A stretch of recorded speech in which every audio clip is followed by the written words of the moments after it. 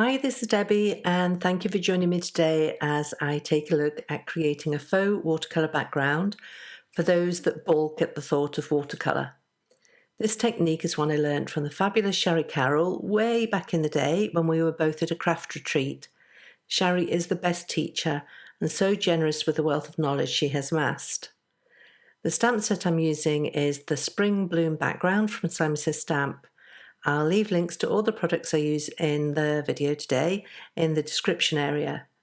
The solid floral shapes in this background make it a great option for a faux watercolour look. I chose a palette of colours from my Distress Mini collection and also added the full version of my favourite Speckled Egg. I thought adding in the blue would bring in this feeling of sky, light and air into these otherwise bright and warm colours. Because I only had the large version of the Speckled Egg colour, I chose to use this one first because it was harder to leave little spots of colour on the surface. I then went in with the other colours, and their small size meant I could soften the edges of the Speckled Egg.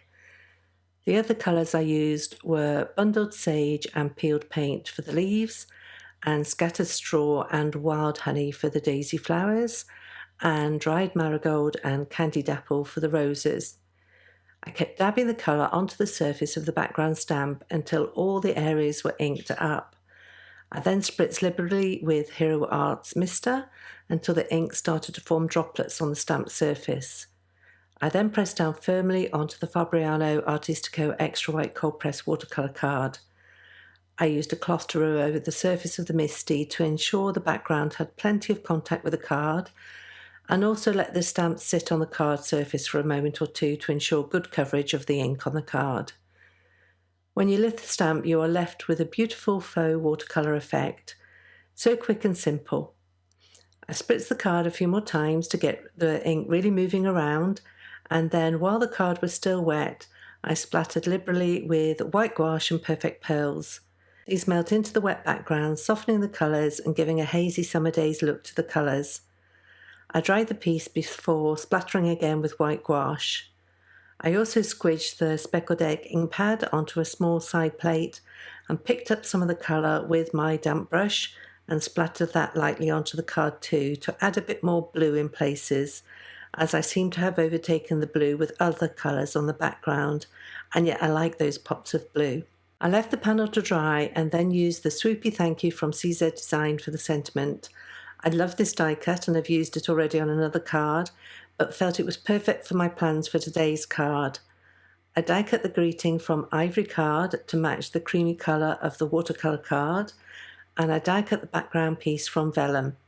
I then added the die cut to the background with dots of Gina K Connect glue. To prevent seepage, I dabbed the die cut on scrap card to remove any excess glue before gently aligning the die cut on the vellum. I'm really enjoying using scallop die cuts in my cards at the moment. I think in my mind they add a summery garden fete feel. I die cut the slimline scallop frame from Simon Says Stamp from Ivory Card. The window in the frame is 7 centimetres across, and I wanted to have the watercolour background on top of this, and so I cut the background piece to be just slightly larger than 7 centimetres. The scallop frame is too long for the A2 card base I plan on using for my card, and so I measured and trimmed off the excess, and I also did the same for the watercolour background, trimming off just a little. I added foam adhesive to the back of the frame and attached it to the top of the card base I'd cut and scored from Nina Desert Storm card. I then added the watercolour panel with a double layer of foam to lift it slightly from the scalloped frame. I then added the sentiment using tiny pieces of foam tape hidden behind the lettering so it wouldn't be seen from the front. I added a trio of eggshell pearls to finish. The joy of this card design is that there is enough of the watercolour piece to make a second matching card. So there you go. If watercolouring really isn't your jam and yet you like the effect, then this faux watercolour technique could be for you. I hope you give it a go and please tag me if you do. That's me for today. I'll leave links below to the products I've used, and I'll also link to a coordinating post on my blog. I want to thank you for joining me today, and if you've enjoyed this tutorial, I'd be delighted if you'd give it a thumbs up and subscribe. I'll also pop a couple more videos up on screen for you to check out too. Thanks, and I'll see you next time.